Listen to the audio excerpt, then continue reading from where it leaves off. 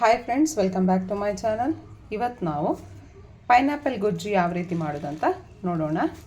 ತುಂಬ ರುಚಿಯಾಗಿರುತ್ತೆ. ನಾನು ಇವತ್ತಿಲ್ಲಿ ಇದರ ಅರ್ಧದಷ್ಟು ಮಾತ್ರ ಗೊಜ್ಜು ಮಾಡ್ತಾಯಿದ್ದೇನೆ. ನೋಡಿ, ಮೊದಲು ಇದನ್ನು ಕಟ್ ಮಾಡಿ ಇದನ್ನು ಇದೇ ರೀತಿಯಾಗಿ ಇಷ್ಟನ್ನು ನಾವು ನೆಟ್ಟು ಇದರಿಂದ ಪೈನಾಪಲ್ ಪ್ಲ್ಯಾಂಟ್ ಕೂಡ ಮಾಡ್ಬೋದು. ಇಲ್ಲಿ ಬ್ಯಾಕ್ ಸೈಡ್ ಇದು ಕೂಡ ಕಟ್ ಮಾಡಿ ತೆಗೆದು ನಾನು ಇದರ ಅರ್ಧದಷ್ಟು ಮಾತ್ರ ಇವಾಗ ಮಾಡ್ತಿದ್ದೇನೆ.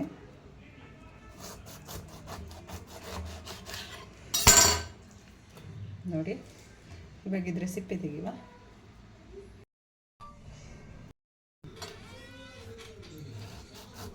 ಇದರದ್ದು ಸಿಪ್ಪೆ ಎಲ್ಲ ಈ ರೀತಿ ತೆಗೆದು ಅದು ಕಣ್ಣು ಇರೋದನ್ನೆಲ್ಲ ಕಟ್ ಮಾಡಿ ತೆಗಿಬೇಕು.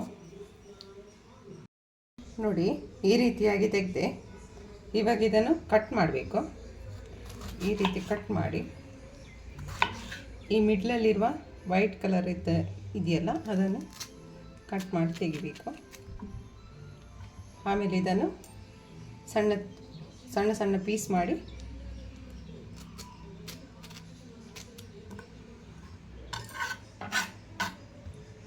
ಇವಾಗ ಇದನ್ನು ಸಣ್ಣ ಸಣ್ಣ ಪೀಸ್ ಮಾಡಿರ್ತೇನೆ.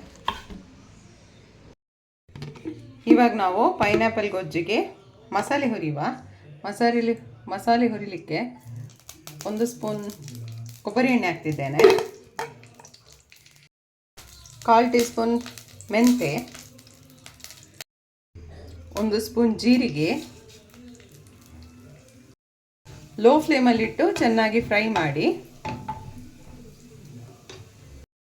2 ಸ್ಪೂನ್ ಉದ್ದಿನಬೇಳೆ ಹಾಕೋದ್ರಿಂದ ಘಮ ತುಂಬ ಚೆನ್ನಾಗಿ ಬರುತ್ತೆ. ಇದು ಚೆನ್ನಾಗಿ ಬ್ರೌನ್ ಆಗೋವರೆಗೂ ಸ್ವಲ್ಪ ಹೊತ್ತು ಫ್ರೈ ಮಾಡಿ.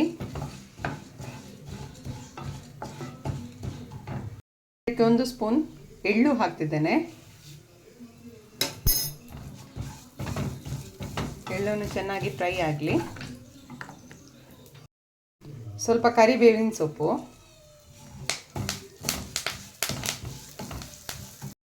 4 ಬ್ಯಾಡಗಿ ಮೆಣಸು. ನಾನಿಲ್ಲಿ ಸ್ವಲ್ಪ ಕ್ವಾಂಟಿಟಿಯಲ್ಲಿ ಮಾಡುತ್ತಿರೋದ್ರಿಂದ ಸ್ವಲ್ಪ ಮೆಣಸು ಹಾಕ್ತಿದ್ದೇನೆ. ನೀವು ಖಾರ ನೋಡ್ಕೊಂಡು ಹಾಕ್ಕೊಳ್ಳಿ. ಇದು ಸ್ವಲ್ಪ ಹೊತ್ತು ಎಳ್ಳು ಚಟಪಟ ಆಗೋವರೆಗೂ ಫ್ರೈ ಮಾಡಿ. ಇವಾಗ ಇದಕ್ಕೆ ಕಾಯಿ ತುರಿ ಹಾಕಬೇಕು. ಕಾಯಿ ತುರಿ ಒಣ ಕೊಬ್ಬರಿ ಆದರೆ ತುಂಬ ಚೆನ್ನಾಗಿರುತ್ತೆ. ಇಲ್ಲಿ ನಾನು ಕಾಯಿ ತುರಿ ಹಾಕ್ತಿದ್ದೇನೆ. ಇದನ್ನು ಸ್ವಲ್ಪ ಹೊತ್ತು ಗೋಲ್ಡನ್ ಕಲರ್ ಬರುವವರೆಗೂ ಫ್ರೈ ಮಾಡಿ. ಇದಕ್ಕೆ ಈರುಳ್ಳಿ ಬೆಳ್ಳುಳ್ಳಿ ಏನು ಸೇರ್ಸೋಕ್ಕಿಲ್ಲ. ಆಮೇಲೆ ಹುಣಸೆ ಹಣ್ಣು ಹಾಕೋಕ್ಕಿಲ್ಲ, ಯಾಕಂದರೆ ಪೈನಾಪಲ್ ಹುಳಿ ಇರುತ್ತೆ.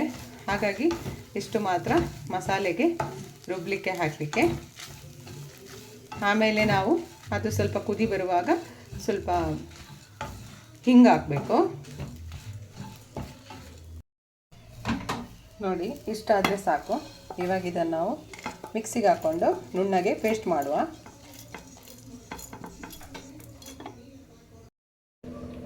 ಇವಾಗ ಪ್ಯಾನಲ್ಲಿ ಸ್ವಲ್ಪ ಎಣ್ಣೆ ಹಾಕಿ ಸ್ವಲ್ಪ ಸಾಸಿವೆ, ಸ್ವಲ್ಪ ಕರಿಬೇವು. ಇವಾಗ ಇದಕ್ಕೆ ನಾನು ಪೈನಾಪಲ್ ಹಾಕ್ತಿದ್ದೇನೆ. ಇದನ್ನು ಸ್ವಲ್ಪ ಹೊತ್ತು ಬಾಡಿಸಿದ್ರೆ ಆಯಿತು.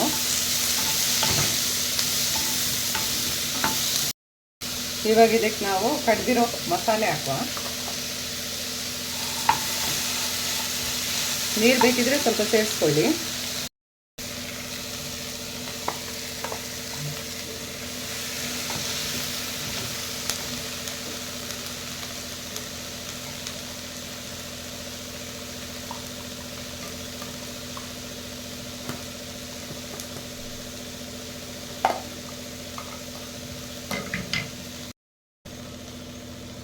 ಮಿಕ್ಸಿಗೆ ಸ್ವಲ್ಪ ನೀರು ಹಾಕ್ಕೊಂಡು ಈ ರೀತಿ ಹಾಕಿ ಇವಾಗ ಇದು ಚೆನ್ನಾಗಿ ಕುದಿ ಬರಲಿ.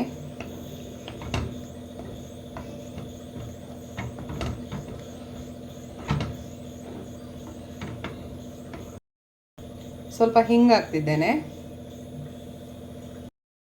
ರುಚಿಗೆ ಬೇಕಾದಷ್ಟು ಉಪ್ಪು, ಇದಕ್ಕೆ ಇವಾಗ ಬೆಲ್ಲ.